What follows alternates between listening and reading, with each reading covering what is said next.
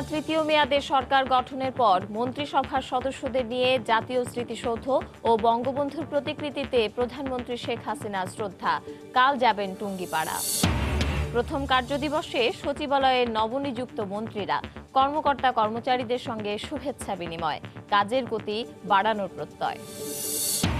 মন্ত্রিসভায় অন্তর্ভুক্তির শর্ত নিয়ে জোট গঠন হয়নি বললেন ওবায়দুল কাদের, প্রয়োজনে আগামীতে সম্প্রসারণ। একাদশ সংসদ নির্বাচনের পর এবার নতুন সরকারের মন্ত্রিসভাও প্রত্যাখ্যান বিএনপির। বর্তমান সরকারের রাষ্ট্র পরিচালনার অধিকার নেই বললেন মির্জা ফখরুল। এবং উন্নয়ন, অর্থনীতি আর দীর্ঘমেয়াদী পরিকল্পনার ফলেই অর্থনৈতিক দেশের তালিকায় বাংলাদেশের উন্নতি বলছেন বিশ্লেষকরা। 2033-এর আগেই উন্নীত হবে 24তম দেশে, প্রত্যাশা ব্যবসায়ীদের।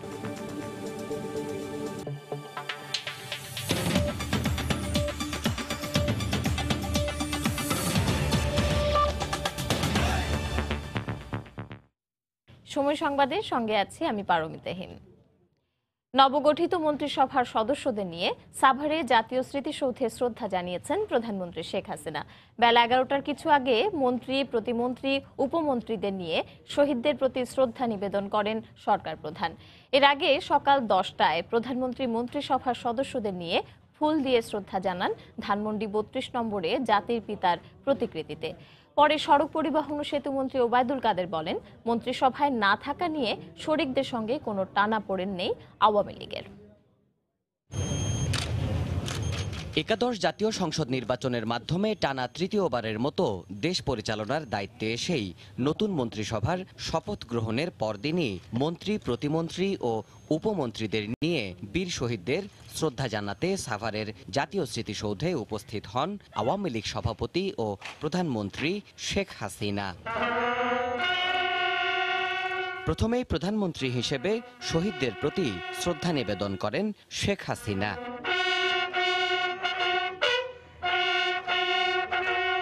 এরপর নবগঠিত মন্ত্রিসভার সদস্যদের পাশে নিয়ে দেশের জন্য প্রাণ উৎসর্গ করা শহীদদের ফুল দিয়ে শ্রদ্ধা জানান সরকার প্রধান। পরে স্মৃতিসৌধের পরিদর্শন বইয়ে স্বাক্ষর করেন প্রধানমন্ত্রী। এ সময় জাতির পিতার স্বপ্ন পূরণের মাধ্যমে দেশকে এগিয়ে নেয়ার কথা লিপিবদ্ধ করেন বঙ্গবন্ধু কন্যা। এর আগে মঙ্গলবার বেলা 10টায় নতুন মন্ত্রিসভায় অন্তর্ভুক্ত সদস্যদের নিয়ে ধানমন্ডি 32 নম্বরে শ্রদ্ধা জানান প্রধানমন্ত্রী শেখ হাসিনা। শ্রদ্ধা জানান আওয়ামী লীগ সভাপতি হিসেবেও। শ্রদ্ধা নিবেদন শেষে সাংবাদিকদের সঙ্গে কথা বলেন আওয়ামী লীগের সাধারণ সম্পাদক ও পুনরায় সড়ক পরিবহন ও সেতু মন্ত্রণালয়ের দায়িত্ব পাওয়া মন্ত্রী ওবায়দুল কাদের। তিনি বলেন, মন্ত্রিসভা গঠন নিয়ে কোনো শরিক দলের সঙ্গে টানাপোড়েন নেই আওয়ামী লীগের। জনস্বার্থকে প্রাধান্য দিয়েই আমরা কাজ করব, পারফরমেন্স করব, সেটাই আমাদের অঙ্গীকার। জোট করার অর্থ এই নয় যে আমরা শর্ত দিয়েছি যে মন্ত্রী করতেই হবে। তাহলে জাতীয় পার্টি তো সেটা মেনে নিয়েছে এবং তারা বিরোধী দলে আছেন, এটি নিয়ে তো কোনো প্রশ্ন ওঠেনি। আমার মনে হয় এই বিষয়টা টানা পোড়েনের বিষয় নয়। আমরা এটা হয়তো বোঝাবুঝির একটা ভুল আছে, তো সেটা ঠিক হয়ে যাবে। এছাড়া মন্ত্রিসভা থেকে বাদ পড়া নেতারা দলের কাজে মনোনিবেশ করবেন জানিয়ে ওবায়দুল কাদের বলেন, সরকার ও দলকে আলাদা রাখতেই এবার এমন সিদ্ধান্ত দলীয় প্রধানের। দলের কাজও কিছু লোক বেশি করে মনোনিবেশ করুক। দেবাশিস রায়, সময় সংবাদ, ঢাকা। এদিকে আগামীকাল গোপালগঞ্জে যাবেন প্রধানমন্ত্রী শেখ হাসিনা। সেখানে জাতির পিতা বঙ্গবন্ধু শেখ মুজিবুর রহমানের সমাধিতে ফুল দিয়ে শ্রদ্ধা জানাবেন তিনি। এ সময় প্রধানমন্ত্রীকে গার্ড অনার দেবে সশস্ত্র বাহিনীর একটি চৌকস দল। মন্ত্রিপরিষদের নবনিযুক্ত সদস্যরাও বঙ্গবন্ধুর প্রতি শ্রদ্ধা নিবেদন করবেন বলে জানা গেছে। কর্মসূচি শেষে দুপুর 12:30টার দিকে ঢাকার উদ্দেশ্যে রওনা হবেন তিনি। প্রধানমন্ত্রীর আগমন উপলক্ষে জেলা জুড়ে জোরদার করা হয়েছে নিরাপত্তা ব্যবস্থা।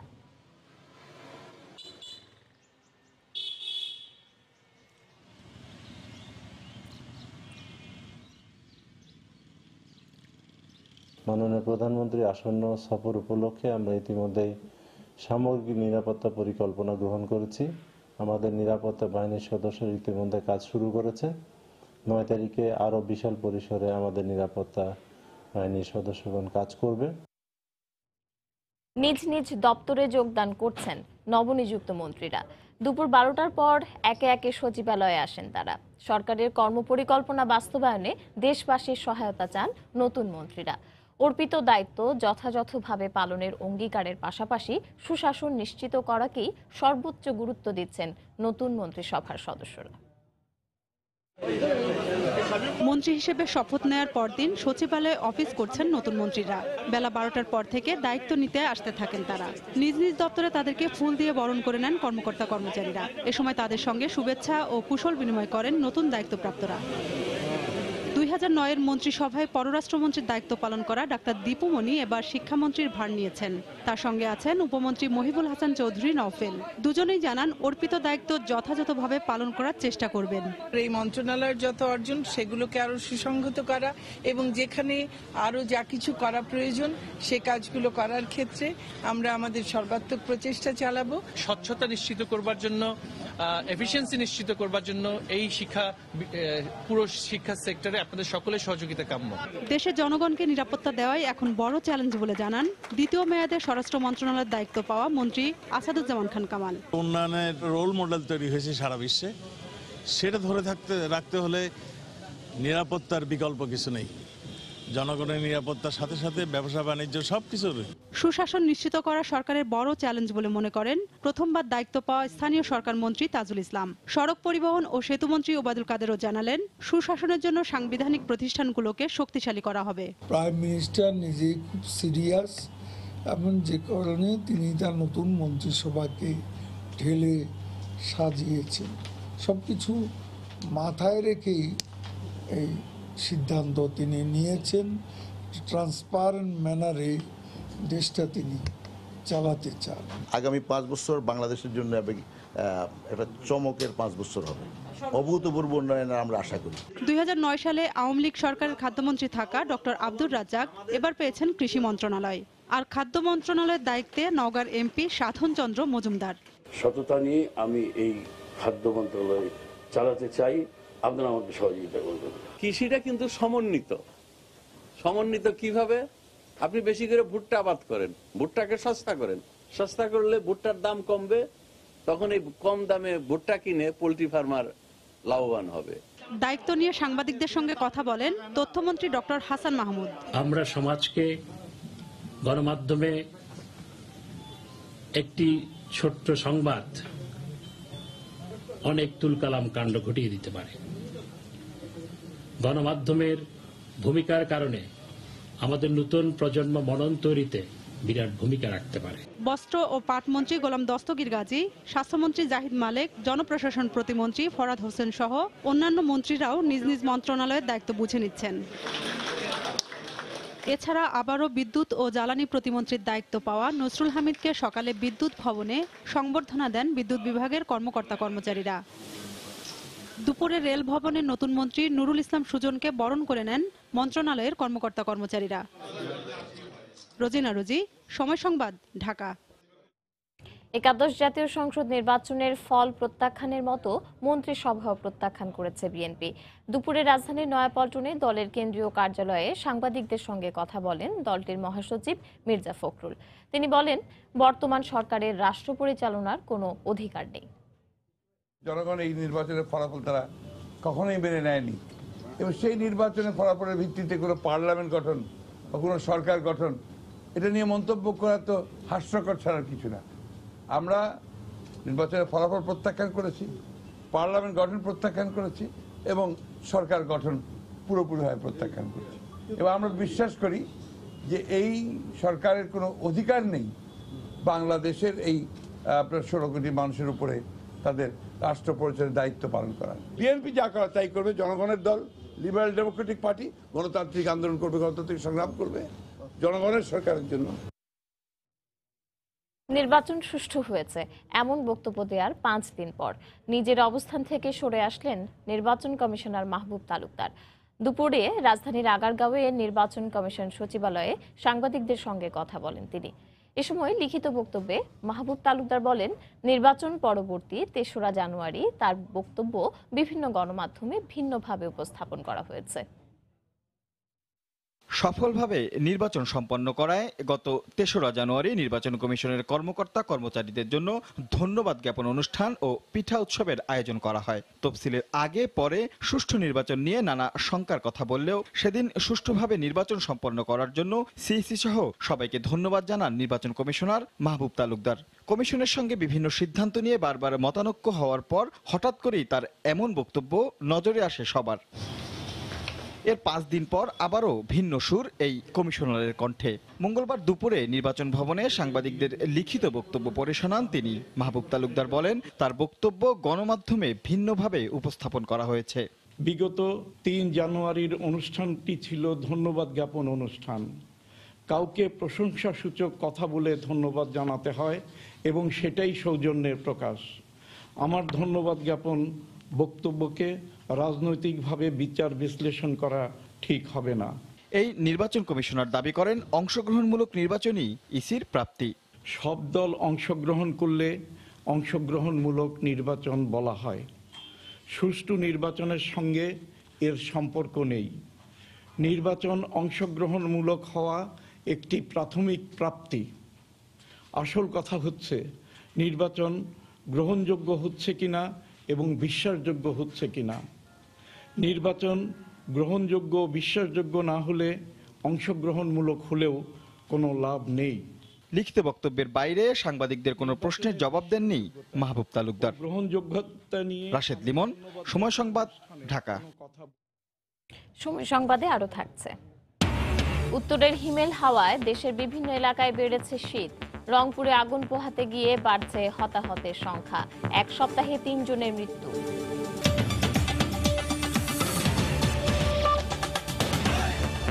বিচারের দীর্ঘসূত্রতার কারণেই দেশে শিশু ধর্ষণ ও হত্যার ঘটনা কমছে না বলে মনে করেন শিশু বিশেষজ্ঞ ও সমাজবিজ্ঞানীরা। বেসরকারি তথ্য অনুযায়ী শুধু 2018 সালেই দেশে 418টি শিশু হত্যার ঘটনা ঘটেছে, যেখানে ধর্ষণের পর হত্যা করা হয়েছে 60 জনকে। শিশু হত্যা বন্ধ করতে আইন প্রয়োগের পাশাপাশি নাগরিকদের সচেতনতাও জরুরি বলে মনে করেন বিশেষজ্ঞরা। মাহমুদ রাকিবের রিপোর্ট। শনিবার সন্ধ্যায় রাজধানীর গ্যান্ডারিয়ায় 2 বছরের এক শিশুকে ধর্ষণের পর ছাদ থেকে ফেলে হত্যা করা হয়। এর 2 দিন পরই সোমবার ডেমরার কোনাপাড়া শাহজালাল রোডের এক বাসা থেকে উদ্ধার করা হয় আরও 2 শিশুর লাশ। পুলিশের ধারণা তাদের অপহরণ করে শ্বাসরোধ করে হত্যা করা হয়েছে। প্রায় প্রতিদিনই দেশের বিভিন্ন প্রান্তে ঘটছে এমন নানা অমানবিক ঘটনা। বাংলাদেশ শিশু অধিকার ফোরামের তথ্য অনুযায়ী গত বছর দেশে শিশু হত্যা হয়েছে 418টি, যেখানে হত্যার আগে ধর্ষণ করা হয়েছে 60টি শিশুকে, আর অপহরণ করে হত্যার ঘটনা ঘটেছে 31টি। এছাড়া 53টি শিশু হত্যা হয়েছে নিজ মা বাবার হাতেই। সংগঠনটির মতে শিশু হত্যার বিচারে তেমন কোনো দৃষ্টান্ত না থাকায় অপরাধীরা থামছে না। শিশু হত্যা এটা তো বলতে শুনতেও খারাপ লাগে। শিশু হত্যা বা শিশু খুন বন্ধ তো হচ্ছেই না, বরং বাড়ছে। প্রত্যেকটা মানুষের মধ্যেই 2টা প্রবণতা কাজ করে, অ্যানিমেলিটি আর রেশনালিটি। মানুষের মধ্যে যখন পাশবিকতাটাই ডমিনেট হয়ে দাঁড়ায় তখন মানুষ হয় সবচেয়ে হিংস্র প্রাণী। সামাজিক বিজ্ঞানীরা বলছেন, পরিবারের সদস্যদের সচেতনতার পাশাপাশি বন্ধ করতে হবে মাদকের বিস্তার। তবে সবার আগে অপরাধীদের বিচার নিশ্চিত করার তাগিদ দিয়েছেন তারা। অন্যদেরকে যেন বিষয়টা শেয়ার না করে সেটা তাদেরকে বলা যায়, সেজন্য শিশুদের উপরে তাদের দৃষ্টিটা বেশি থাকে। আত্মীয়ের মধ্যেই পুরুষ সদস্য দ্বারা, পরিবারের সদস্য দ্বারাও কিন্তু শিশুরা যৌন হেনস্থার শিকার হচ্ছে। এখন কিন্তু অনেক বয়সী মানুষজনও মাদকের সাথে যুক্ত হচ্ছে, ফলে এক ধরনের বিষণ্ণতা, বিকারগ্রস্ততা তাদেরকে পেয়ে বসছে। সেখান থেকেই শিশুদের সাথে, নারীদের সাথে তারা রেপ করা থেকে শুরু করে বিভিন্ন ধরনের অশালীন কাজকর্ম করে থাকে। পিঠ দেয়ালে ঠেকে গেছে নারীদের ধর্ষণের ব্যাপারে, শিশুদের ধর্ষণের ব্যাপারে। আমাদের এই মুহূর্তে আইনের সঠিক বাস্তবায়ন না হলে এবং যতটা পারা যায় শাস্তি কঠোর না হলে এ থেকে আমরা কোনো রকম উত্তরণের কোনো উপায় নেই। এর বিরুদ্ধে জনমত সংগঠিত করা উচিত, সোচ্চার হওয়া উচিত সবাইকে নিয়ে। এটা এককভাবে কেউ পারবে না, রাষ্ট্রযন্ত্র এককভাবে পারবে না। মাহমুদ রাকিব, সময় সংবাদ, ঢাকা। পোশাক শিল্প শ্রমিকদের নতুন মজুরি কাঠামো বাস্তবায়ন সহ বিভিন্ন সমস্যা নিয়ে ক্রাইসিস ম্যানেজমেন্ট কোর কমিটির সভা চলছে। বিকেলে শ্রম অধিদপ্তর ভবনে আয়োজিত এই বৈঠকে উপস্থিত আছেন বাণিজ্যমন্ত্রী টিপু মুনশি, শ্রম প্রতিমন্ত্রী বেগম মন্নুজান সুফিয়ান ও বিজিএমইএ সভাপতি। গেল রোববার থেকে রাজধানী ও এর আশেপাশের বিভিন্ন এলাকায় বকেয়া বেতন দাবি, নতুন মজুরি কাঠামো বাস্তবায়ন সহ নানা দাবি জানিয়ে আসছেন পোশাক শ্রমিকরা। তাদের দাবি ও বর্তমান পরিস্থিতির আলোকে করণীয় ঠিক করতেই জরুরি এ বৈঠকে বসেছেন সংশ্লিষ্টরা।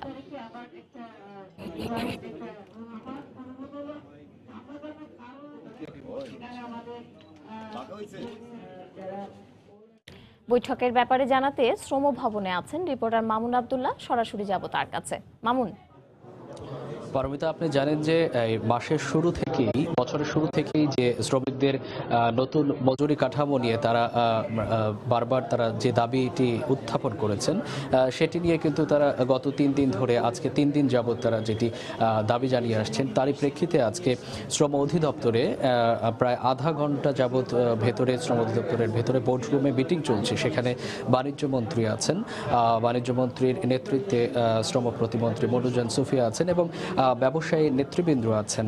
একই সাথে বিসিসির সভাপতি থেকে শুরু করে আপনার বিজিএমইএ সভাপতি আছেন এবং ত্রিপক্ষীয় বলা চলে বেশ কয়েকটি পক্ষ মিলে এই বাণিজ্য মন্ত্রীর নেতৃত্বে তারা নতুন যে কাঠামো সেটি নিয়ে কথা বলছেন এবং শ্রমিক অসন্তোষের ব্যাপারে নতুন যে কি সমাধান আসে সেটি বিষয়ে তারা আলোচনা করছেন ভেতরে। আমরা এতক্ষণ ভেতরে ছিলাম, আমরা এরপরেই জানতে পারবো যে ভেতরে কি ধরনের আলোচনা হয়েছে এবং আমাদেরকে জানানো হবে যে নতুন যে মজুরি কাঠামো শ্রমিকরা যে 16,000 টাকার মজুরি কাঠামো তারা দাবি করে আসছেন এবং এখন যে বর্তমানে 8,000 টাকা মজুরি কাঠামো আছে তার প্রেক্ষিতে আসলে কোন ধরনের দিক নির্দেশনা আসে এবং তার প্রেক্ষিতে শ্রমিকদের সাথে কি ধরনের কথাবার্তা হয় সেটি আমরা জানতে পারবো মিটিংয়ের পরেই।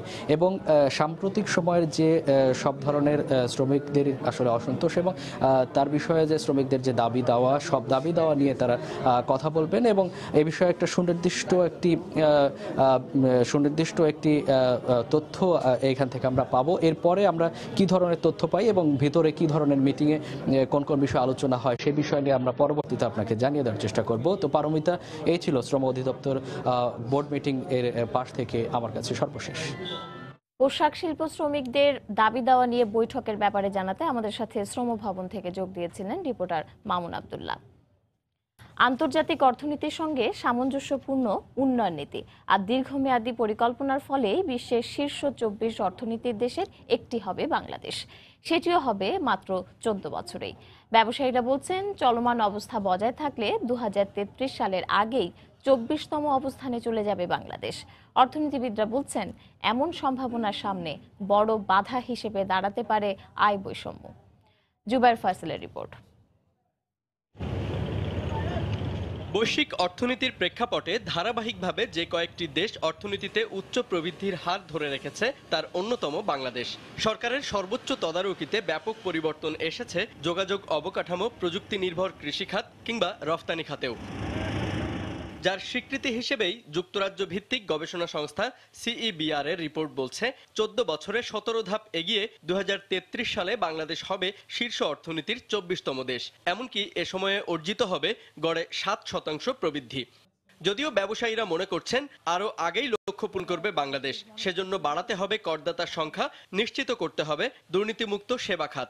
18 কোটি মানুষের মধ্যে দুর্নীতিবাজ কিন্তু অনেক বেশি না, নিয়ন্ত্রণের মধ্যে আছে সবকিছু। যারা ট্যাক্স দিচ্ছে, ভ্যাট দিচ্ছে, এদেরকে কোনো কিছুই আর নতুন করে ইম্পোজ না করে তাদেরকে ব্যবসা করার মতন পরিবেশ দিতে হবে। মাননীয় প্রধানমন্ত্রী নিজে বলেছে সব ব্যাংকের এমডিদেরকে ডেকে, চেয়ারম্যানদেরকে ডেকে যে এটা যেভাবে হোক সিঙ্গেল ডিজিটে নিয়ে আসতে হবে। কিন্তু সেটা সরকারি ব্যাংকগুলি কিন্তু মানছে, প্রাইভেট ব্যাংক কিন্তু মানতেছে না। প্রাইভেট ব্যাংক কিন্তু এখনো 12-13% নিচ্ছে। অর্থনীতিবিদরা বলছেন, টেকসই উন্নয়নের স্বার্থেই কঠোরভাবে নিয়ন্ত্রণ করতে হবে আয় বৈষম্য। প্রাতিষ্ঠানিক উন্নয়নের মূল দায়িত্ব রাজনৈতিক নেতৃত্বের কাছে রেখে রাষ্ট্রীয় সব প্রতিষ্ঠানের স্বাধীনতা নিশ্চিতেরও আহ্বান তাদের। অঙ্ক কথা বলে, তো এখানেও অঙ্কের উপরে ভিত্তি করেই কথাগুলো বলা হয়েছে। প্রত্যেকবার 7.5 ভাগ বা 8 ভাগ করা বেশ কঠিন কাজ হবে, কিন্তু এটা সম্ভব যদি আমরা সুশাসন প্রতিষ্ঠা করতে পারি। বাংলাদেশ এখন চরম বৈষম্যের একটি দেশ, অর্থাৎ আমার আয়ও বেশি এবং সেই টাকা ওই টপ 5% লোকের কাছে সীমাবদ্ধ থাকে। 2003 থেকে 2018 পর্যন্ত অর্থনীতির নানা সূচকের অগ্রগতি অবনতি নিয়ে সিইবিআর এর প্রতিবেদনের ভিত্তিতেই 193টি দেশের বার্ষিক অবস্থান মূল্যায়ন করেছে ওয়ার্ল্ড ইকোনমিক লিগ। সংস্থাটির সমীক্ষা বলছে 2019 সাল হবে বাংলাদেশের অর্থনৈতিক উন্নয়নের জন্য সবচেয়ে গুরুত্বপূর্ণ বছর। জুবায়ের ফয়সাল, সময় সংবাদ, ঢাকা। 6 মাসে কয়েক দফা সময় পিছিয়েও পূরণ হয়নি শিল্প ঋণের সুদ হার 9% নামিয়ে আনার প্রতিশ্রুতি। ব্যাংক কর্মকর্তারা বলছেন, খেলাপি ঋণ ও আমানতের বাড়তি সুদের কারণে কমানো যায়নি ঋণের সুদ হার। কেন্দ্রীয় ব্যাংক বলছে, সুদের হার কমাতে সরকারকে দেয়া প্রতিশ্রুতি পূরণে ব্যাংকগুলোকে উদ্যোগ নিতে হবে। বিস্তারিত হরিপদ সাহার রিপোর্টে। উচ্চ সুদের ব্যাংক ঋণ আন্তর্জাতিক বাজারে বাংলাদেশের রপ্তানি খাতকে প্রতিযোগিতায় পিছিয়ে দিচ্ছে। ব্যবসায়ীদের দীর্ঘদিনের এমন অভিযোগের প্রেক্ষিতে সরাসরি সরকারের শীর্ষ পর্যায়ের আহ্বানে গেল বছরের জুন মাসে বেসরকারি ব্যাংক পরিচালকদের সংগঠন সুদের হার স্বল্পমেয়াদী আমানতে 6% এবং শিল্প ঋণে 9% নামিয়ে আনার ঘোষণা দেয়। অর্থ মন্ত্রণালয় থেকে রাষ্ট্রায়ত্ত ব্যাংকগুলোও একই নির্দেশনা পায়। প্রতিশ্রুতি বাস্তবায়নে প্রথম দিকে রাষ্ট্রীয় ব্যাংক ও হাতে গোনা 2-1টি বেসরকারি ব্যাংক চেষ্টা করলেও অন্যরা তা করেনি। বর্তমানে ব্যাংকগুলোতে বাণিজ্যিক ঋণের সুদ হার 11 থেকে 14%, কোনো কোনো ক্ষেত্রে আরও বেশি। ব্যাংক কর্মকর্তারা বলছেন, স্বল্প সুদের আমানত না পাওয়ায় কমানো যায়নি ঋণের সুদ, যা হতাশ করেছে ব্যবসায়ীদেরও। কস্ট অফ ডিপোজিট যদি 8 হয়ে যায়, আপনি 9 লেন করতে পারবেন। আপনার ওভারহেড কস্ট আছে, cost of non performing loan আছে, এই সব কিছু মিলিয়ে তো করা সম্ভব হয় না। যে দেশে 10% নন পারফর্মিং, সেখানে কিন্তু it's very difficult to 9% lane করা। মাননীয় অর্থমন্ত্রী বলেছিলেন আমাদের ডিপোজিট রেট এসওই যারা আছে, স্টেট ইউনিয়ন এন্টারপ্রাইজ, ওনারা 6 নিচে দেবে, 6 নিচে, কিন্তু করে আমরা দেখলাম তো ওনারা টেন্ডারিং তো চলতেছে, সে কি এত হাই রেট অফার করবে? তা স্বাভাবিকভাবে একটা বিগার ডিপোজিট কিন্তু ওখানেই আছে। তা আমরা যার জন্য আসলে ফুলি ইমপ্লিমেন্ট করা সম্ভব হয়নি। অবশ্যই আমরা কস্ট অফ ফাইন্যান্স কম চাবো। আমার কস্ট অফ ফাইন্যান্স যদি কম হয়, আমার এফিসিয়েন্সি বাড়বে, আমার কস্ট অফ প্রোডাকশন কমে যাবে। সেখানেই আমরা বারবার বলছি সরকারকে যে অল্টারনেট ফাইন্যান্সিং ব্যবস্থাটা করতে হবে। আমি ব্যাংকে গেলাম না, সেখানে নতুন উদ্যোক্তা বা নতুন প্রজেক্টগুলি কিন্তু স্টক মার্কেটে যেতে পারছে না। এটা কিন্তু আমি বলবো it is a wrong policy. দেশের ব্যাংক খাতে খেলাপি ঋণের পরিমাণ 1 লাখ কোটি টাকা ছাড়িয়েছে। এমন অবস্থায় ঋণের সুদের হার কমানো কঠিন হলেও চেষ্টা চালিয়ে যেতে হবে বলে মত কেন্দ্রীয় ব্যাংকের। সবই নিশ্চয় তারা কনসিডার নিয়েই তাদের একটা কমিটমেন্ট ছিল যে না, আমরা সিঙ্গেল ডিজিট আমরা দিতে পারবো। তো সেই ক্ষেত্রে সুতরাং আমি মনে করি যে ব্যাংকাররা যেহেতু ওনারা একটা দায়িত্বশীল পোস্টে আছেন, গভর্নমেন্টের সাথে তাদের এই যেহেতু একটা চিন্তা চেতনার একটা সংমিশ্রণ ঘটছে, সুতরাং তারা তো এটা করা উচিত এবং করতেও হবে তাদের। এবং এই ব্যাপারে বাংলাদেশ ব্যাংক দেখভাল করছে। 18 অর্থ বছরের সুদের হার কমানোর ঘোষণার আগে সরকার চলতি অর্থ বছরের বাজেটে ব্যাংক খাতের প্রাতিষ্ঠানিক কর হারে 2.5% ছাড় দেয়। হরিপদ সাহা, সময় সংবাদ, ঢাকা। কর্মসংস্থান তৈরির পাশাপাশি অঞ্চলভিত্তিক কৃষিজ পণ্য সংরক্ষণ ও বহুমুখীকরণ সহ রপ্তানি লক্ষ্যমাত্রা পূরণে সরকারের পরিকল্পনা বাস্তবায়নে জোর দেওয়া হবে বলে জানিয়েছেন বাণিজ্যমন্ত্রী টিপু মুন্সি। দুপুরে রাজধানীর আগারগাঁওয়ে আগামীকাল ঢাকা আন্তর্জাতিক বাণিজ্য মেলা 2019 উদ্বোধন উপলক্ষে এক সংবাদ সম্মেলনে কথা বলেন তিনি। এ সময় বাণিজ্য সচিব মফিজুল ইসলাম সহ রপ্তানি উন্নয়ন ব্যুরো সচিব ও অন্য কর্মকর্তারা উপস্থিত ছিলেন। বাণিজ্য মেলার 24তম এই আয়োজনে 605টি স্টল ও প্যাভিলিয়নে বাংলাদেশের বিভিন্ন প্রতিষ্ঠানের সঙ্গে বিশ্বের 22টি দেশের 52টি প্রতিষ্ঠান অংশ নেবে। মেলায় প্রবেশ টিকিট অনলাইন সহ 3 মাধ্যমে কাটা যাবে। প্রবেশ মূল্য প্রাপ্তবয়স্কদের জন্য 30 টাকা ও অপ্রাপ্তবয়স্কদের জন্য 20 টাকা নির্ধারণ করা হয়েছে।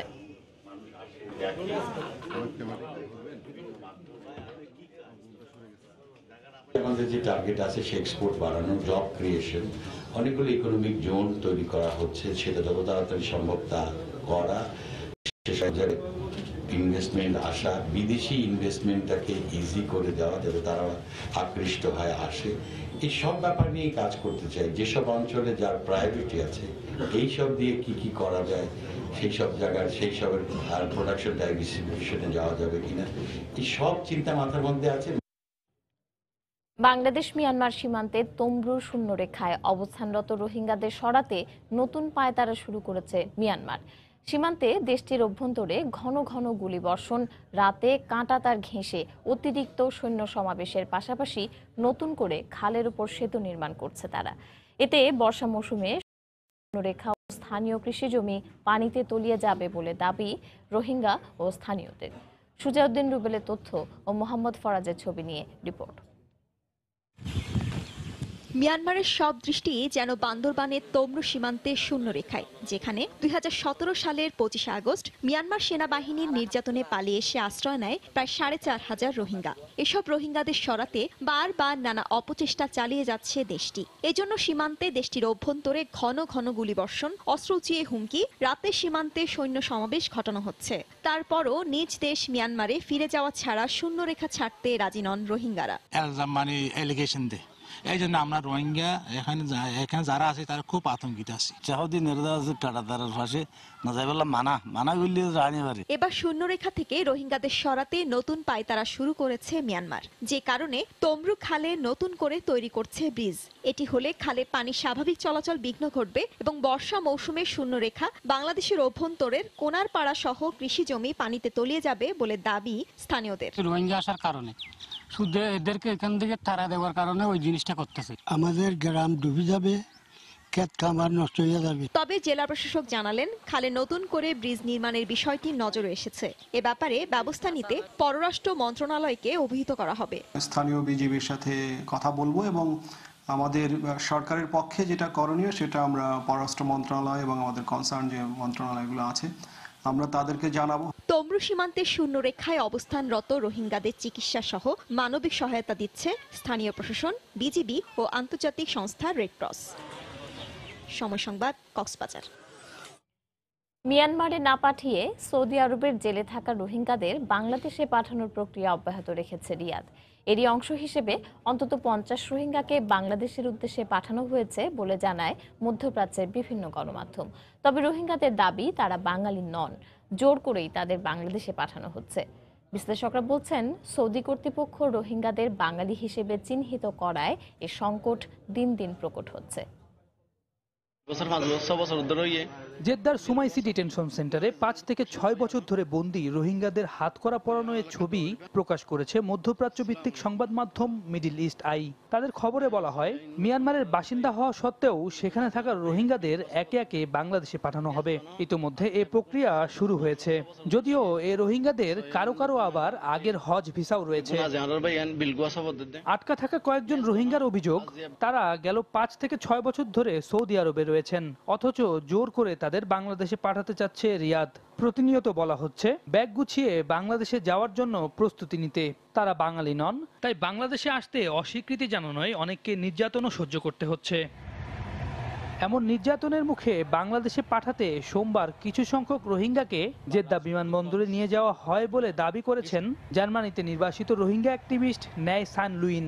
মিডল ইস্ট আই সহ আল জাজিরাকে দেয়া সাক্ষাৎকারে তিনি এমন দাবি করেন। একথা সত্য, রোহিঙ্গারা বাংলাদেশ সহ ভারত, পাকিস্তান ও নেপালের পাসপোর্ট নিয়ে সৌদি আরবে প্রবেশ করেছে। তবে তাদের বেশিরভাগকে বাংলাদেশি বলেই গণ্য করা হচ্ছে। এই বিষয়ে রিয়াদ কর্তৃপক্ষ সৌদি আরবে নিযুক্ত বাংলাদেশের দূতাবাসের সঙ্গেও যোগাযোগ করছে। তাদের রোহিঙ্গা হিসেবে চিহ্নিত না করায় আমরাও জোরালো আওয়াজ তুলতে পারছি না।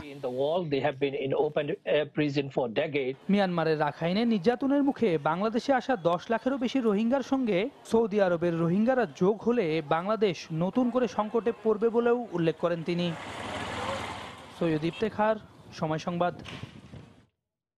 রংপুর ও রাজশাহী অঞ্চলের জেএমবির প্রধান সমন্বয়ক আব্দুর রহমান বিশ্বাসকে 3 সহযোগী সহ গ্রেপ্তার করেছে র্যাব। তাদের কাছ থেকে 2টি আগ্নেয়াস্ত্র, গুলি, মোবাইল ফোন ও নগদ টাকা জব্দ করা হয়েছে। রংপুরে র্যাব 13 কার্যালয়ে সংবাদ সম্মেলনে সিইও মোজাম্মেল হক জানান, গতরাতে তারাগঞ্জ উপজেলার মোমিনপুর এলাকায় অভিযান চালানো হয়। এ সময় একটি বাড়ি থেকে রংপুর ও রাজশাহী অঞ্চলের জেএমবির প্রধান সমন্বয়ক আব্দুর রহমান বিশ্বাসকে গ্রেপ্তার করা হয়। একই এলাকায় অভিযান চালিয়ে তার সহযোগী লোকমান আলী, মিজানুর রহমান ও আসিনুর ইসলাম নামে জেএমবির 3 সদস্যকে গ্রেপ্তার করা হয়। এর আগে রাজধানীর হলি আর্টিজানে হামলার ঘটনায় জড়িত থাকার অভিযোগে 2016 সালের মার্চে আব্দুর রহমান বিশ্বাসের বাবা জেএমবি নেতা মাওলানা আবুল কাশেমকে গ্রেপ্তার করে পুলিশের কাউন্টার টেরোরিজম ইউনিট।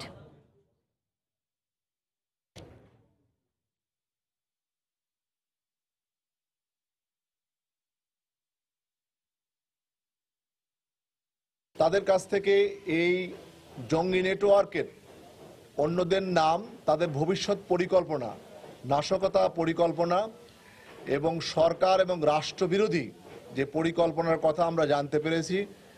পরবর্তী সময়ে এই ধরনের পরিকল্পনার সঙ্গে বা এই জঙ্গিবাদের সঙ্গে আর যারা যারা জড়িত আছে তাদেরকেও আমরা গ্রেপ্তার করে মিডিয়ার সামনে উপস্থাপন করব। সময় সংবাদে আরো থাকছে। মুন্সিগঞ্জের গজারিয়ায় এবার দ্বিতীয় অর্থনৈতিক অঞ্চল গড়ে তুলছে সিটি গ্রুপ। 108 একর জায়গার উপর হচ্ছে হোসেন্দি ইকোনমিক জোন।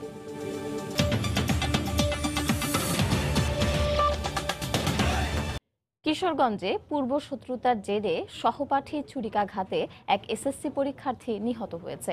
আহত হয়েছেন এক শিক্ষক। হত্যাকাণ্ডের পর অভিযুক্ত 3 জনের মধ্যে তারেক নামে একজনকে আটক করেছে পুলিশ।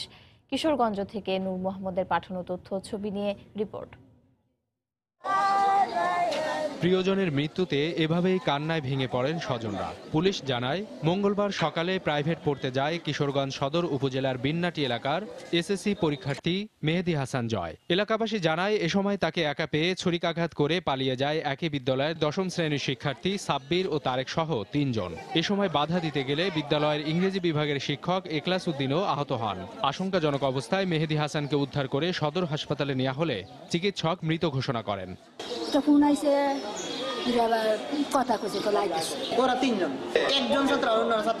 খবর পেয়ে ঘটনাস্থল পরিদর্শন করে পুলিশ। যে মারা গেছে সে এবং যারা মারছে তাকে, তাদের মধ্যে ঝগড়া বিবাদ হয়েছে এবং কি নিয়ে ঝগড়া বিবাদ হয়েছে এটা আমরা জানতে পারি নাই। এটি তদন্তের পর্যায়ে আছে এবং তদন্ত সমাপ্ত হলে আমরা বলতে পারবো প্রকৃত ঘটনার রহস্য উদ্ঘাটিত হবে। নিহত মেহেদী হাসান জয় কিশোরগঞ্জ সদরের আব্দুল গনি কারিগরি স্কুল অ্যান্ড কলেজের শিক্ষার্থী। চলতি বছর এসএসসি পরীক্ষার্থী ছিল সে। সময় সংবাদ, কিশোরগঞ্জ। লালমনিরহাটের দুর্বৃত্তের ছুরিকাঘাতে এক যুবক নিহত হয়েছে। সকালে সদর উপজেলার কিং বিদ্যা বাগিশ এলাকা থেকে নিহতের লাশ উদ্ধার করা হয়। পুলিশ জানায়, গতকাল সন্ধ্যায় বাড়ি থেকে বের হয় স্বপন। রাতে আর বাড়ি ফিরে না আসায় পরিবারের সদস্যরা অনেক খোঁজাখুঁজি করেন। এক পর্যায়ে আজ সকালে বাড়ির পাশের একটি মাঠে স্বপনের লাশ দেখতে পান স্থানীয়রা। পরে ঘটনাস্থল থেকে নিহতের লাশ উদ্ধার করে সদর হাসপাতাল মর্গে পাঠায় পুলিশ। নিহতের শরীরে আঘাতের চিহ্ন থাকায় তাকে পরিকল্পিতভাবে হত্যা করা হয়েছে বলে প্রাথমিকভাবে ধারণা করছে পুলিশ। বরিশালে 3 বছরের এক শিশু অপহরণের অভিযোগ উঠেছে। এ ঘটনায় জড়িত সন্দেহে 4 জনকে আটক করা হয়েছে। পুলিশ জানায়, রোববার সকালে নগরীর মসজিদ গলি এলাকায় নিজ বাসার সামনে থেকে নিখোঁজ হয় শিশু দীপা রানী। এরপর অনেক খোঁজাখুঁজি করে তার সন্ধান পায়নি পরিবার। ঘটনার দিন বিকেলে শিশুটির বাবার মোবাইল ফোনে কল করে 40,000 টাকা মুক্তিপণ দাবি করে অপহরণকারীরা। গতকাল শিশুটির বাবা অজ্ঞাত 4 জনকে আসামি করে কোতোয়ালি থানায় একটি মামলা করেন। পরে শহরের বিভিন্ন এলাকায় অভিযান চালিয়ে সন্দেহভাজন 4 জনকে আটক করে পুলিশ।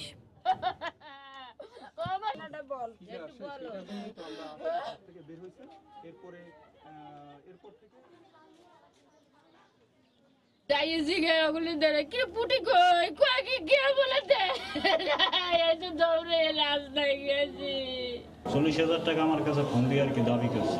40,000 টাকা দিলে আমার বাচ্চারা ফেরত দেবে। ফোন কলের আমরা সূত্র ধরে বেশ কয়েকজনকে আটক করেছি। তাদেরকে জিজ্ঞাসাবাদ চলছে। আশা করি খুব শীঘ্রই তারা আংশিক স্বীকারও করেছে যে তারা টাকা চেয়েছে। আমরা এখনো বাচ্চাটির বিষয়ে আমরা সুনির্দিষ্টভাবে এখনো বুঝতে পারি না বাচ্চাটি কী অবস্থা আছে। তো আশা করি আমরা ইনশাল্লাহ খুব শীঘ্রই এ বিষয়ে একটি ভালো রেজাল্ট আমরা দিতে পারবো।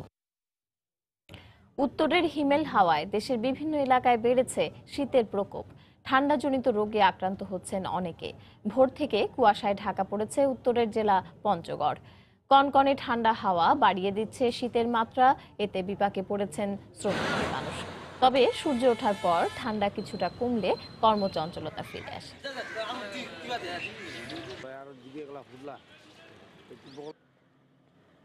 রাজশাহীতে তাপমাত্রা কমতে শুরু করেছে। হিমেল হাওয়ায় ব্যাহত হচ্ছে মানুষের স্বাভাবিক জীবনযাত্রা।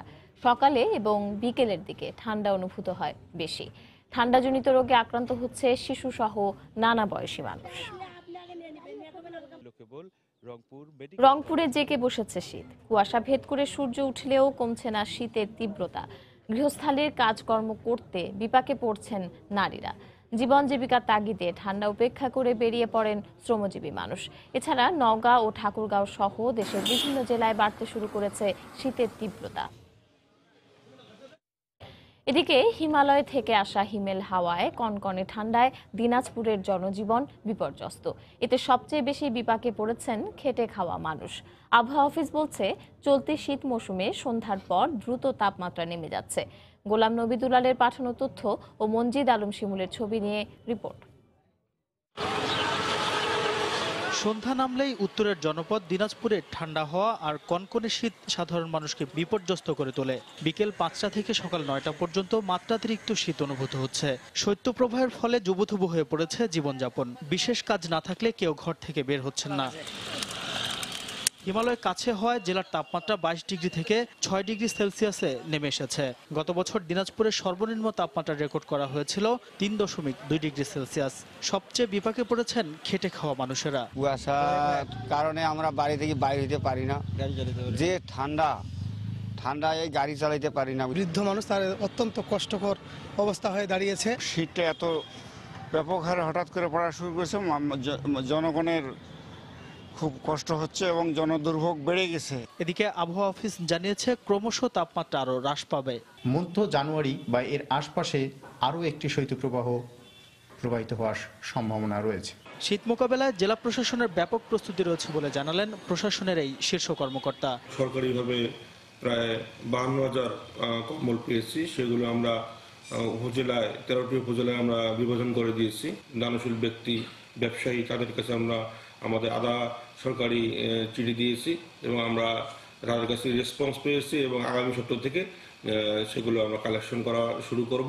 দিনাজপুরের 13টি উপজেলার 33 লাখ মানুষের মধ্যে দরিদ্র ও ছিন্নমূলদের মধ্যে জেলা প্রশাসন এ পর্যন্ত 52,000 কম্বল বিতরণ করেছে। সময় সংবাদ, দিনাজপুর। রংপুর অঞ্চলে শীতের সঙ্গে বাড়ছে আগুনে পুড়ে হতাহতের সংখ্যা। জানুয়ারির প্রথম এক সপ্তাহে আগুন পোহাতে গিয়ে 3 জনের মৃত্যু হয়েছে। রতন সরকারের রিপোর্ট। শীত থেকে বাঁচতে খড়কুটোতে আগুন জ্বালিয়ে উত্তাপ নিতে গিয়ে গত বছর শীতে 28 জনের মৃত্যু হয়েছিল কেবল রংপুর মেডিকেল কলেজ হাসপাতালে। চিকিৎসা শেষে ফিরতে পারলেও নানা বয়সের 2 শতাধিক নারী পুরুষের জীবনে নেমে এসেছে প্রতিবন্ধকতার অভিশাপ। চলতি বছরের প্রথম সপ্তাহে 3 জনের মৃত্যু দিয়ে শুরু হয়েছে এখানে নতুন বছর। আমার বোন পুরা গেছে, আগুন তো আমার হয়েছিল, আমার বোন মারা গেছে। বেডের সংখ্যাও কম, ডাক্তার তো কাল থেকে ঢুকে নেই। সরকারি এই মেডিকেলে 14 শয্যার বার্ন ইউনিট থাকলেও 2-3 গুণ পোড়া মানুষের চিকিৎসা চলে সাধারণ ওয়ার্ডে। শীতে বাড়তি প্রস্তুতির কথা জানালেন পরিচালক। আগুনের কাছে গেলে টাইট কাপড় চোপড় পরে যেতে হবে এবং আগুন লাগার সাথে সাথে যেন আগুনটা নিভিয়ে ফেলে তাকে হাসপাতালে প্রেরণ করা যায়, তাহলে মৃত্যু হার এবং বার্নের কারণে যে মরবিডিটিগুলো হয় সেটা কমানো সম্ভব। অজ্ঞতা, অসাবধানতাকেই চিহ্নিত করে সচেতনতা সৃষ্টিতে কাজ করছে বলে জানান ফায়ার সার্ভিস কর্মকর্তা। অগ্নিকাণ্ড থেকে জনগণকে সচেতন করার লক্ষ্যে আমরা বিভিন্ন বস্তিতে, মার্কেটে, শিক্ষা প্রতিষ্ঠানে, শিল্প প্রতিষ্ঠানে প্রায়শই মহড়া করে থাকি এবং জনগণকে সচেতন করি। সাবধানতা আর পরিস্থিতি মোকাবেলার কৌশল জানা থাকলে মৃত্যু ও বড় ক্ষতি কমিয়ে আনা সম্ভব বলে মনে করছেন সচেতন মানুষ। রতন সরকার, সময় সংবাদ, রংপুর। দেখছেন সময় সংবাদ। ফেলের রেইনবো পেইন্টস, জাদুই জানে। রেইনবো পেইন্টস, ছড়াও জীবনের রং। আওয়ামী লীগের সদ্য প্রয়াত নেতা সৈয়দ আশরাফুল ইসলামের আদর্শ ধারণ করে রাজনীতিবিদদের জনগণের সেবক হয়ে কাজ করার আহ্বান জানিয়েছেন বিশিষ্টজনেরা। সকালে ঢাকা দক্ষিণ সিটি কর্পোরেশন আয়োজিত আশরাফুল ইসলাম স্মরণে নাগরিক স্মরণ সভায় এ আহ্বান জানান বক্তারা। ঢাকা বিশ্ববিদ্যালয়ের সাবেক উপাচার্য অধ্যাপক আ.ম.স. আরেফিন সিদ্দিক বলেন, সৈয়দ আশরাফ বিশ্বাস করতেন রাজনীতিবিদরা কখনো দুর্নীতি করবে না, আর দুর্নীতিবাজরা কখনো রাজনীতিতে জায়গা পাবে না। জীবনের শেষ দিন পর্যন্ত এই আদর্শ তিনি ধারণ করে গেছেন। বর্তমান রাজনীতিবিদদেরও তার এই আদর্শ ধারণ করে কাজ করার আহ্বান জানান তিনি। আওয়ামী লীগের দুঃসময়ের কাণ্ডারি সৈয়দ আশরাফ যে পথ দেখিয়ে গেছেন, সেই পথে রাজনীতিবিদদের হাঁটার আহ্বান জানান ঢাকা দক্ষিণের মেয়র সাইদ খোকন। রাজনীতিটা করেছেন, শক্ত কথা বলেছেন, কিন্তু সেই শক্ত কথাগুলো যে শব্দ প্রয়োগ করতেন সেটা ছিল অত্যন্ত শালীন। আমরা যারা আজকে রাজনীতিতে আছি, এখানে যারা এই শহরের নাগরিক প্রতিনিধি যারা রয়েছেন, তাদের কাছ থেকে এই শহরের মানুষ, এদেশের মানুষ সৈয়দ আশরাফুল ইসলামের মতো আচরণ প্রত্যাশা করে। মানুষকে দলের ঊর্ধ্বে স্থান দিয়ে যদি আমরা কাজ করতে পারি, মানুষের অন্তরে যদি আমরা জায়গা নেওয়ার জন্য নিজেকে তৈরি করতে পারি, আমরা আশা করব বাংলাদেশে আশরাফ ভাইয়ের মতো অসংখ্য আশরাফ ভাই তৈরি হবে। সৈয়দ আশরাফুল ইসলাম তিনি সারাটা জীবন রাজনীতি করেছেন, কিন্তু রাজনীতি থেকে কোনো সুযোগ নেওয়ার চেষ্টা করেন। কিন্তু আমরা প্রায়শই দেখি যে আমাদের দেশের রাজনীতির নামে অন্যান্য পেশায় প্রবেশ করে আমরা প্রায় সবাই দুর্নীতির সাথে যুক্ত হয়ে যাই। সিটি ইকোনমিক জোনের সফলতার পর এবার দ্বিতীয় অর্থনৈতিক অঞ্চল গড়ে তুলতে যাচ্ছে দেশের শীর্ষস্থানীয় বেসরকারি ব্যবসা প্রতিষ্ঠান সিটি গ্রুপ। মুন্সিগঞ্জের গজারিয়ায় 108 একর জায়গার উপর স্থাপিত নতুন এ শিল্পাঞ্চলের নাম দেওয়া হয়েছে হোসেন্দি ইকোনমিক জোন। গতকাল রাজধানীতে বাংলাদেশ অর্থনৈতিক অঞ্চল কর্তৃপক্ষ বেজার উদ্যোগে প্রাক যোগ্যতা পত্র প্রদান করা হয়। প্রাথমিকভাবে 10,000 কোটি টাকা বিনিয়োগে নতুন এ শিল্প অঞ্চলে সিমেন্ট, লবণ, সিরামিক, শিপ বিল্ডিং সহ বিভিন্ন শিল্প কারখানা স্থাপন করা হবে। এছাড়া নারী উদ্যোক্তাদের জন্য বিশেষ ব্যবস্থা সহ প্রায় 15,000 লোকের কর্মসংস্থানের সুযোগ সৃষ্টি হবে। এ সময় সিটি গ্রুপের চেয়ারম্যান বলেন, গ্যাস বিদ্যুৎ সরবরাহে দক্ষতা বাড়ায় দেশে শিল্প কারখানা স্থাপন এখন অনেক সহজ। বিদেশি উদ্যোক্তাদের জন্যও বিশেষ ব্যবস্থা রাখতে অঞ্চল প্রাপ্তদের প্রতি আহ্বান জানান বেজার নির্বাহী চেয়ারম্যান।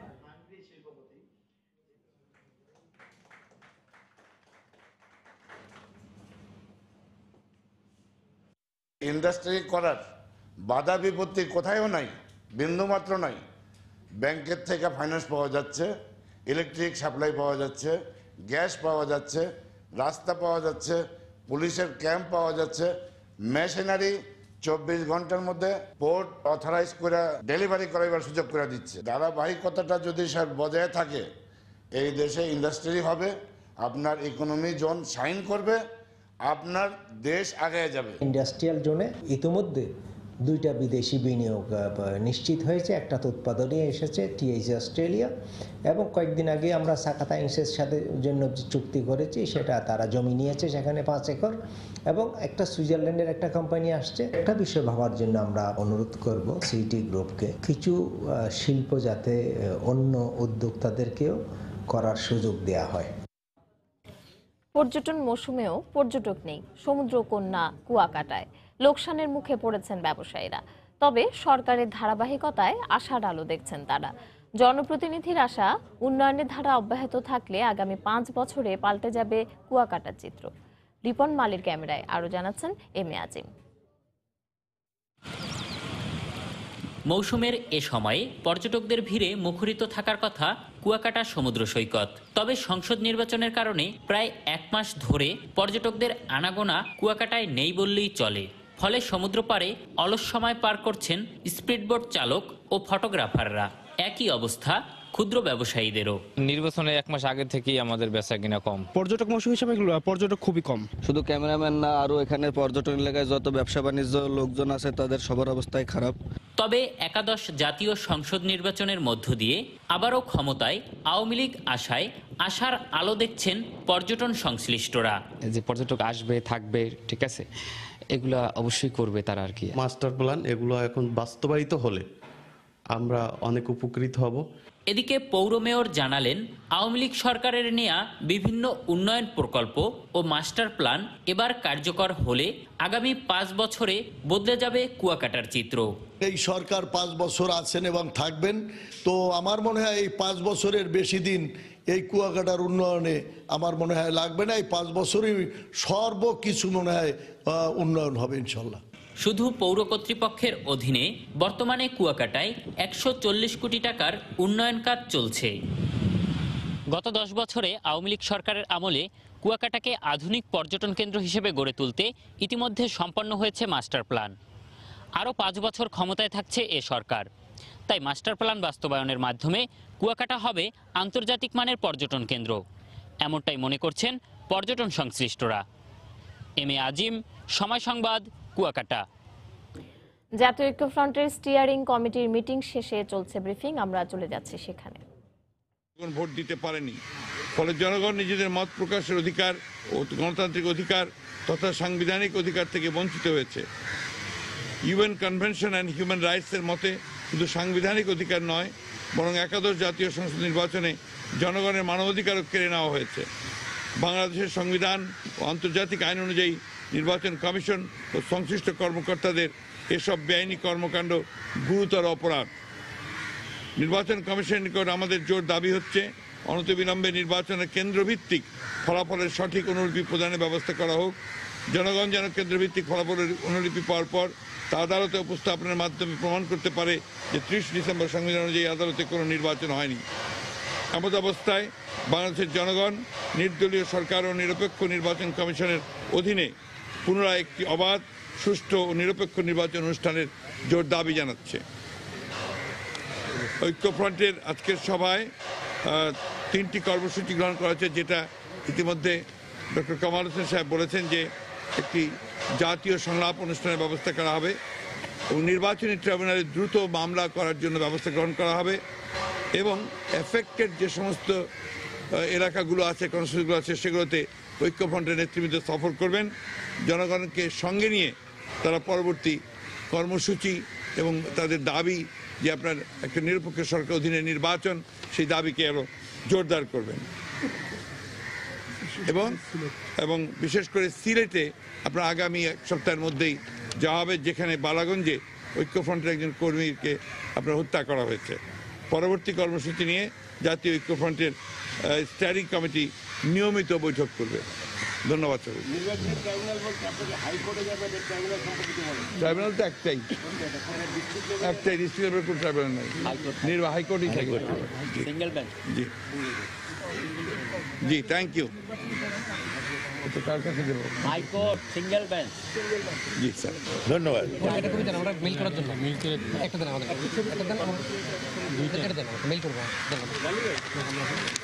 আমি আসছি স্যার। Thank you.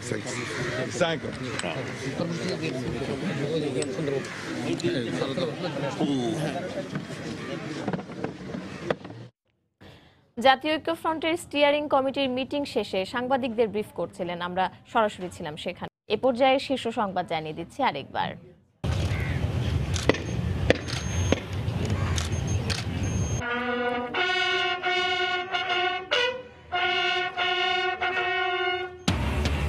টানা তৃতীয় মেয়াদে সরকার গঠনের পর মন্ত্রিসভার সদস্যদের নিয়ে জাতীয় স্মৃতিসৌধ ও বঙ্গবন্ধুর প্রতিকৃতিতে প্রধানমন্ত্রী শেখ হাসিনা শ্রদ্ধা।